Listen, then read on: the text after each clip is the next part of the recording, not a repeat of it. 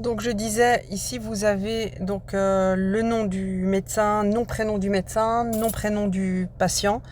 Alors je vous ai mis dans le résumé que maintenant on demande le NIS du patient, souvent dans les ordonnances, surtout électroniques, et les dernières ordonnances vous avez souvent on rajoute le numéro national du patient, mais ce n'est pas obligatoire. Par contre le patient, il faut bien son nom et son prénom complet.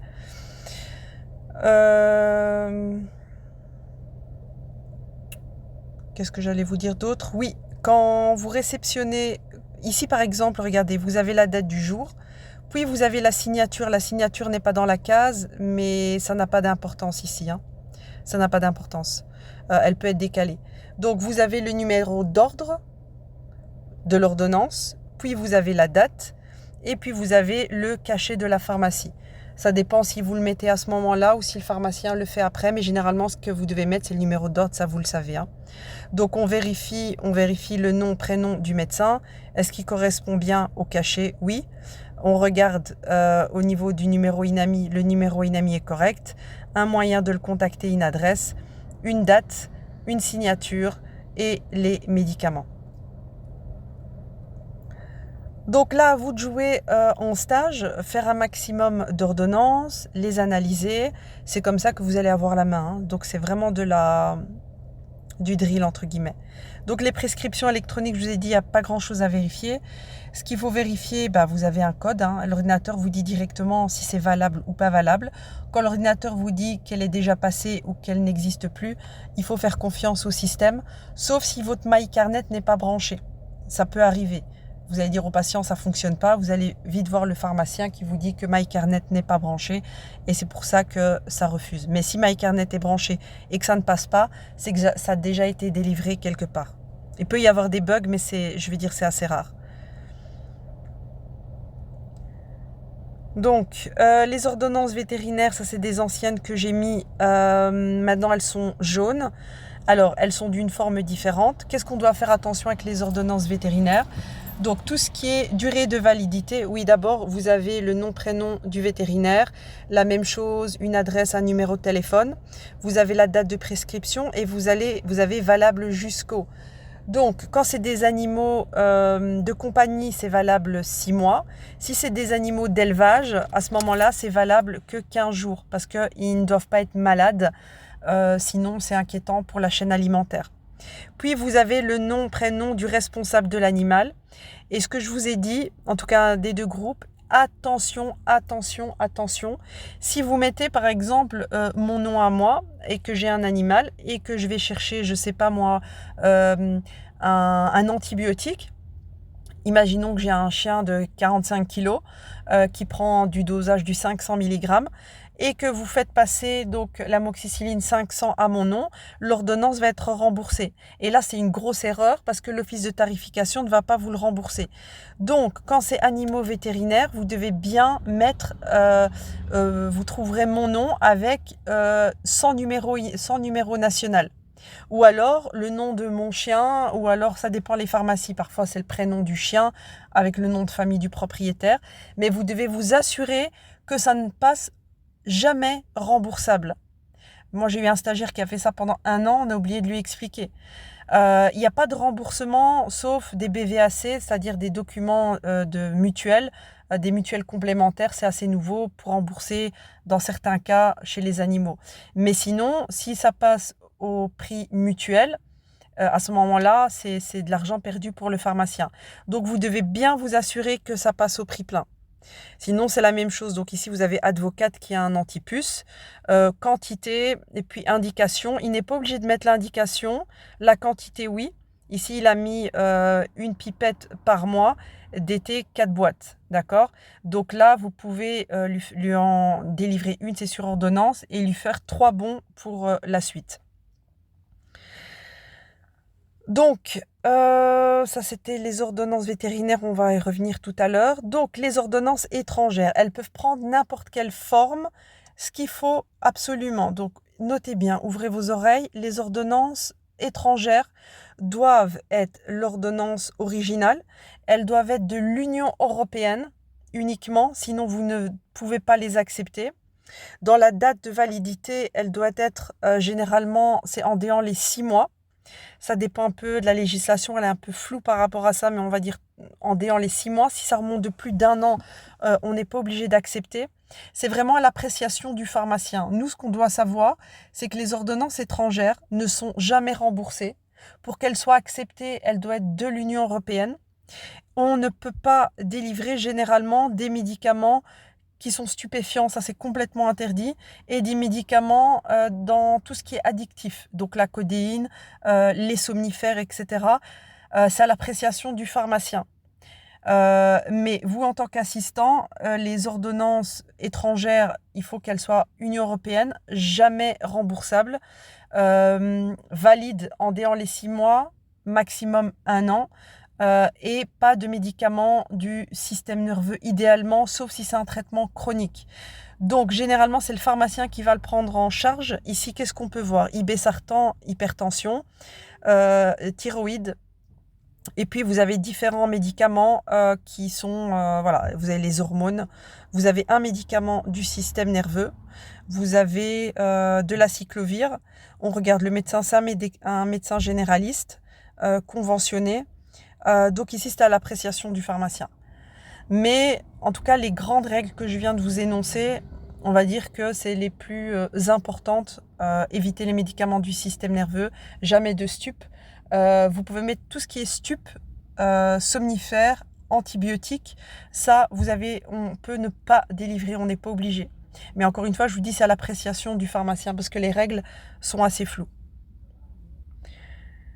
Voilà, ça vous référez toujours au pharmacien, mais en tout cas, vous savoir que déjà tout ce qui est en dehors de l'Union européenne et tout ce qui est médicaments addictifs qui vous paraît louche, codéine, médicaments addictifs, stupes, antibiotiques, ça on ne peut pas. Alors, qu'est-ce que c'est une délivrance différée? Donc une délivrance différée, quand vous avez une ordonnance, vous mettez un U dans la marge ou un sigle qui veut dire que vous ne l'avez pas délivré directement.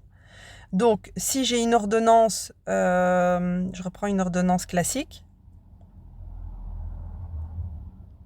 Par exemple, vous avez cette ordonnance-ci.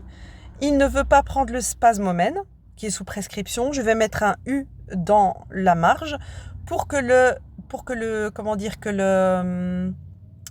pharmacien, quand il corrige l'ordonnance, il sait que je ne l'ai pas donné, que ce n'est pas un oubli. Et il y a un petit papier qui va sortir. Donc dans le programme, normalement vous devez tous l'avoir fait en stage, sinon c'est bizarre. Donc je délivre Eliquis, diazépam, naprosine et spasmomène, je clique sur DD. Donc DD c'est délivrance différée ou délivrance ultérieure. Et il y a un petit papier qui va sortir pour le spasmomène, pour l'avoir plus tard. Donc vous avez ici toutes les précisions dans le cours. Donc, en fait, c'est un report de délivrance. Quelle est la date de validité de report de délivrance? Elle a la même date, voilà de quoi ça a l'air. Elle a la même date que l'ordonnance originale. Si, par exemple, dans l'ordonnance originale, il restait 2 jours pour l'avoir, l'ordinateur va vous demander combien de temps vaut votre délivrance différée, parce que le patient ne veut pas le prendre le jour même. Donc, vous regardez par rapport à la date originale. S'il restait 6 mois, vous mettez 6 mois. S'il restait 1 jour, vous mettez 1 jour.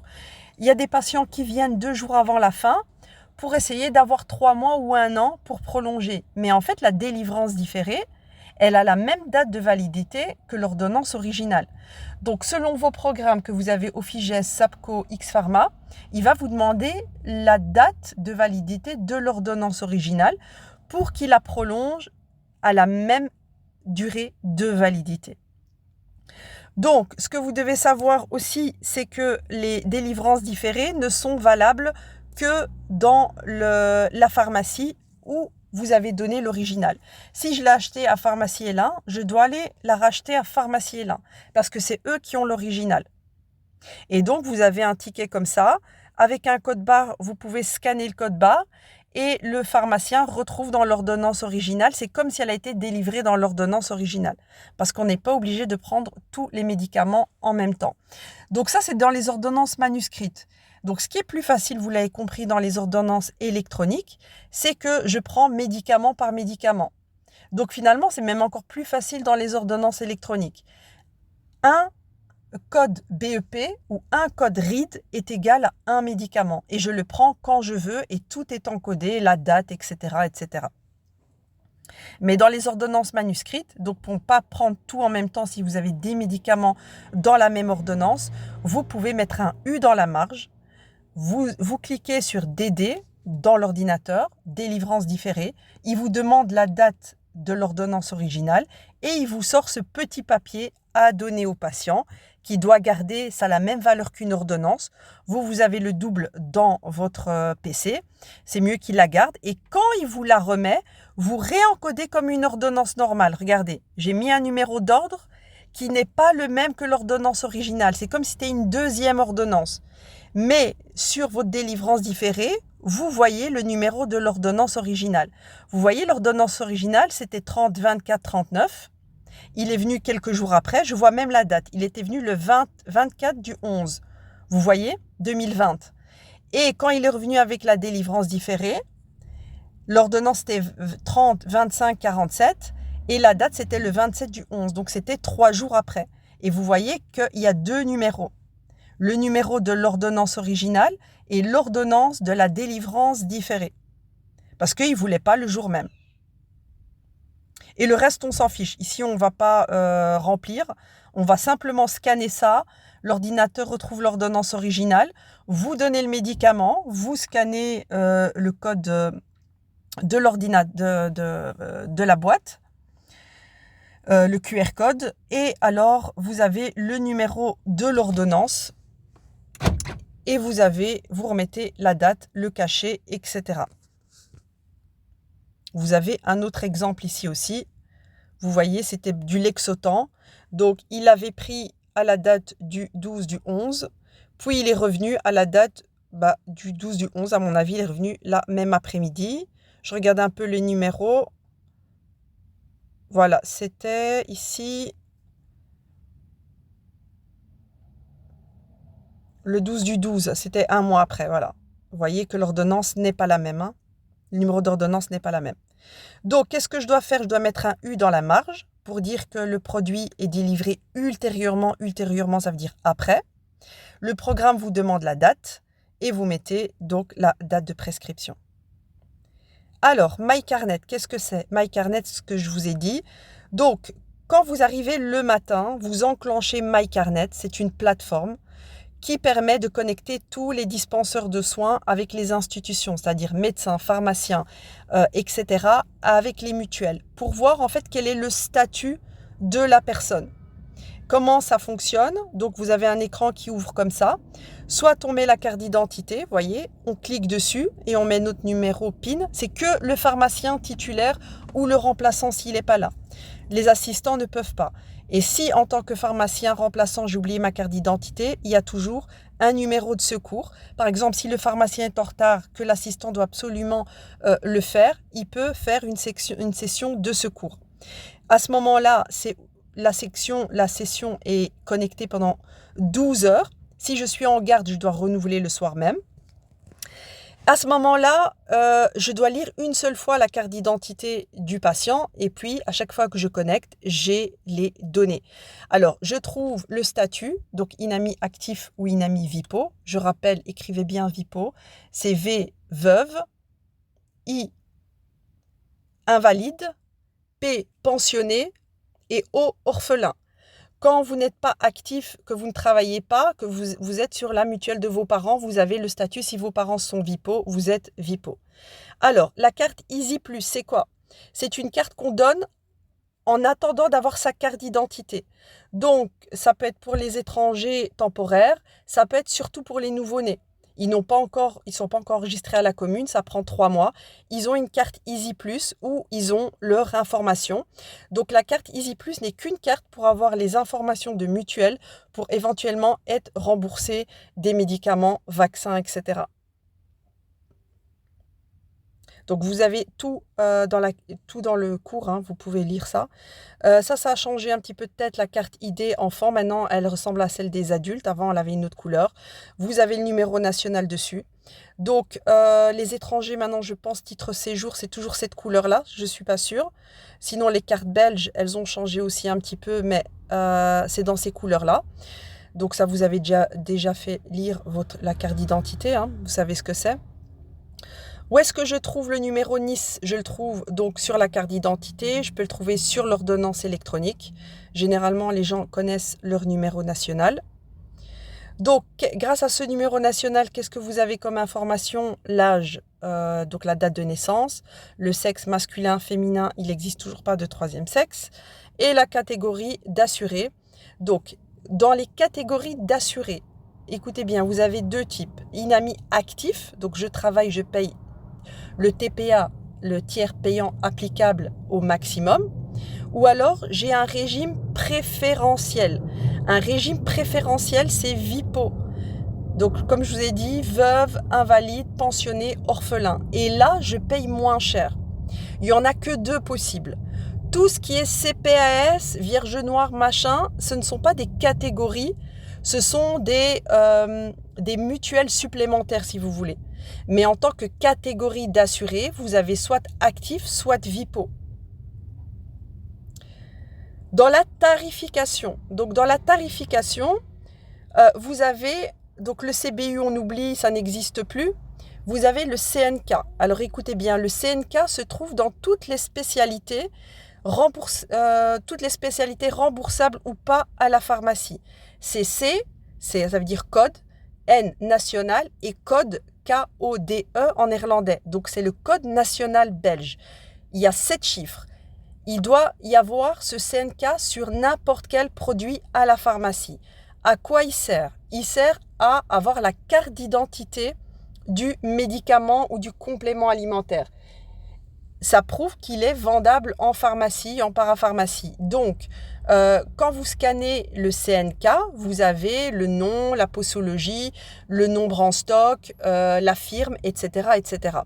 Quand vous réceptionnez de la marchandise, vous scannez le CNK. Par contre, le QR code du médicament, le code barre, c'est un espèce de code barre unique. Les CNK, si vous voulez, par exemple, tous les Dafalgan, 1 gramme comprimé effervescent, ils ont tous le même CNK. Les Dafalgan 500 mg effervescents ont tous le même CNK. Les Dafalgan 500 mg comprimés ont tous le même CNK. Ça, vous savez, vous voyez à la pharmacie. Si vous ne le savez pas, regardez vendredi. Mais le code unique, donc le QR code que vous scannez, écrivez bien, il n'est disponible que pour les médicaments remboursables. C'est un code qui a été créé pour tracer le médicament, pour éviter qu'il soit, 1, falsifié, 2, qu'il soit revendu plusieurs fois. Donc, c'est-à-dire que si je trouve une boîte dans la rue que je la scanne, je sais qu'il a été donné à Madame Wassini le 22 septembre 2022 dans telle pharmacie. Donc, je sais tracer. Là, je vous montre un exemple. Dans un sirop, vous voyez, vous avez le CNK ici. Donc, tous les Actifed, ils ont tous le même CNK. D'accord? Si je prends un autre médicament, ça c'est les CBU, on n'en a plus utilité. Par exemple, ici, dans ce médicament-là, vous voyez le code unique. Donc, ce code unique, il est scannable une seule fois. Je sais ce que c'est, qui l'a pris, quand l'a pris et le numéro d'ordonnance. Parce qu'en fait, avant, les pharmaciens ou certains médecins ou certains escrocs vendaient plusieurs fois le même médicament pour être remboursé par la mutuelle plusieurs fois. Il y a eu arnaque à l'assurance. À la mutuelle, pardon. Et donc là, maintenant, c'est bien scanné. D'ailleurs, quand vous vendez un médicament remboursable, si vous scannez le CNK à la place du code unique, l'ordinateur ne voudra pas. Et si vous clôturez quand même, il va vous le réclamer, le pharmacien va vous le réclamer. Donc ça permet, c'est un truc européen qui permet d'éviter la fraude. Hein. Autre chose, alors, qu'est-ce que c'est le ticket modérateur ou le TPA? Vous avez souvent entendu TPA ou ticket modérateur. Qu'est-ce que c'est? Donc, c'est la part que le patient va payer de sa poche. Par exemple, j'achète un antibiotique. Moi, en tant que pharmacien, je l'achète à 20 € chez Serp. Vous, si vous êtes Inami Active, vous payez 5 €. Si vous êtes Vipo, vous payez 1 €. Mais alors, moi, je l'ai acheté à 20 €. Qui me donne le reste? Le reste, c'est ce que je vous ai expliqué. Quand vous envoyez l'ordonnance à la tarification va dire « Ok, j'ai la preuve. Je vais donner le signal à la mutuelle de rembourser à la fin du mois, Madame Wassini. » D'accord? Donc, là, vous, si vous êtes actif, vous me payez 5 €. Ça veut dire que vos TPA, vos tiers payants applicables, c'est 5 €. Si vous êtes Vipo, vos TPA, vos tiers payants applicables, est de 1 €. Et on l'appelle aussi le ticket modérateur. Le tiers payant applicable ou le ticket modérateur, c'est la part que doit payer le patient. Le reste, c'est la mutuelle qui va le payer. Donc, très important cette définition. Pour avoir le tiers payant ou le ticket modérateur, il faut que ce soit dans une pharmacie, dans une ordonnance valable, délivrée par un pharmacien, dans les conditions de remboursement, évidemment. Ici, je passe. C'est simplement pour vous dire, les règles de prescription, vous les connaissez déjà. Alors, comment on doit prescrire un médicament? Comme je vous ai dit, c'est les règles de prescription, mais on doit idéalement prescrire en DCI, si possible. Alors, c'est obligatoire pour les antibiotiques normalement et les antimycosiques. On doit mettre la forme galénique, le dosage, la posologie, idéalement la durée de traitement. Alors, pourquoi on doit prescrire en DCI généralement? C'est pour donner l'occasion au pharmacien de délivrer la boîte la moins chère pour que la mutuelle fasse des économies. Imaginez-vous, vous vendez une boîte d'amoxicilline EG que vous achetez 50 € et il y a la 100 doses qui coûte 10 €. La différence de prix, c'est qui va la payer? C'est la mutuelle, on est d'accord. Et les mutuelles et l'État veulent faire des économies. Donc, ils demandent aux médecins de prescrire en DCI. Comme ça, le pharmacien, le programme, choisit la boîte la moins chère pour faire des économies. Donc, on est obligé de prescrire le moins cher, sauf en cas de force majeure. C'est quoi un cas de force majeure? Si le patient est allergique, à ce moment-là, le médecin va marquer non substituable, c'est-à-dire qu'on doit vendre celle que le médecin a dit, même si elle est plus chère. Pourquoi? Parce que le patient, il est allergique. Deuxième chose, c'est urgent et je suis en garde où je dois attendre demain et c'est trop tard pour le patient. Donc, s'il y a marqué, par exemple, si vous devez vendre amoxicilline EG, et que l'ordinateur vous dit il faut vendre le 100 doses parce qu'il est moins cher. Si le médecin a mis cas de force majeure, allergie ou urgent, vous pouvez casser cette règle. Donc le but de tout ça, c'est de vendre le médicament le moins cher. Ici, je vous ai dit en cas d'allergie, c'est-à-dire excipient à effet notoire. Rappelez-vous que entre un amoxicilline 100 doses et un amoxicilline EG, pourquoi il y en a un des deux qui donne des allergies ou pas?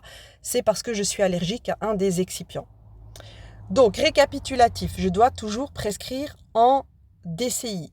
Il y a donc, comme je vous ai dit, les allergies, les cas de force majeure et autre chose où je ne peux pas substituer. Donc, si je vous demande quel est le cas où on ne peut pas substituer, c'est les antiépileptiques et les médicaments à marche toxique étroite. Pourquoi? Parce que ces deux-là, si on change de marque, ça peut faire une grosse différence. Donc, tous les médicaments à marche thérapeutique toxique étroite, si par exemple votre patient prend du Topamax, vous ne pouvez pas donner le générique. Il faut donner du Topamax. Donc, tous les médicaments antiépileptiques et à marche thérapeutique toxique étroite comme le Lanoxin, on ne peut pas substituer. Par contre, les antibiotiques antimycosiques, vous devez donner le moins cher. J'arrête ici. Dans la prochaine vidéo, on parle un peu de tarification.